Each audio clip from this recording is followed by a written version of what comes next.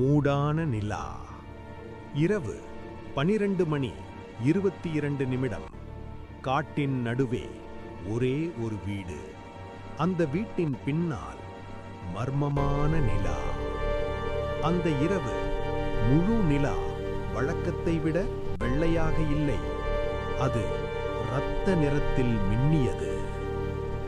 காற்று வீசிய ஒவ்வொரு முறையும் மரங்களின் நிழல்கள் உயிரோடு நகர்ந்தது போல. அந்த வீட்டில் தனியாக வாழ்ந்தான் அரவிந்த்.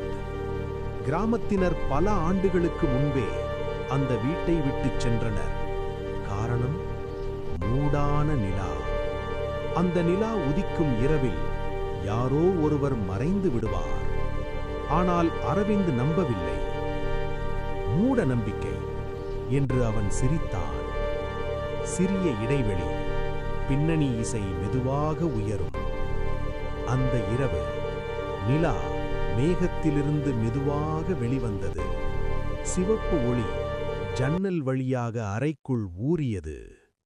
திடீரென டக் டக் டக் கதவு தட்டும் சத்தம்.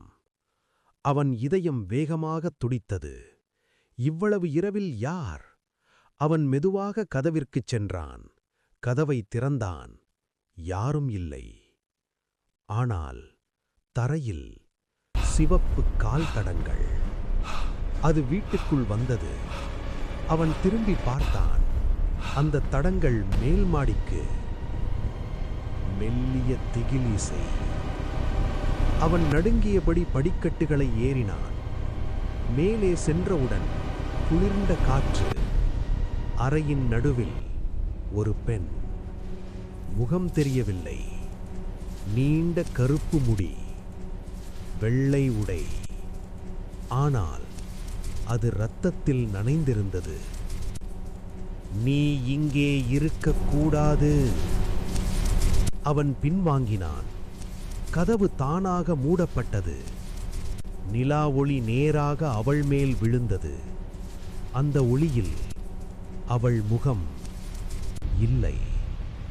கண்கள் இருந்த இடத்தில் கருப்பு வெற்றிடம், வாய் இருந்த இடத்தில் நீண்ட பிளவு. அவள் மெதுவாக நகர்ந்தாள். இந்த வீட்டில் தங்கும் ஒவ்வொருவரும் நிலாவுடன் சேர்ந்து போவார்கள். அவன் கத்தினான். திடீர் அமைதி. அடுத்த நொடி அனைத்தும் இருள். காலை. கிராம மக்கள் வீட்டிற்கு வந்தனர். கதவு திறந்திருந்தது. உள்ளே யாரும் இல்லை.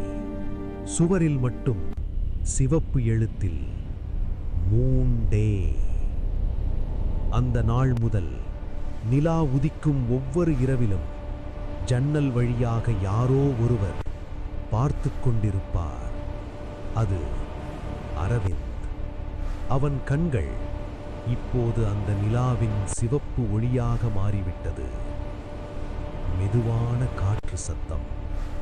இசை மங்கும்.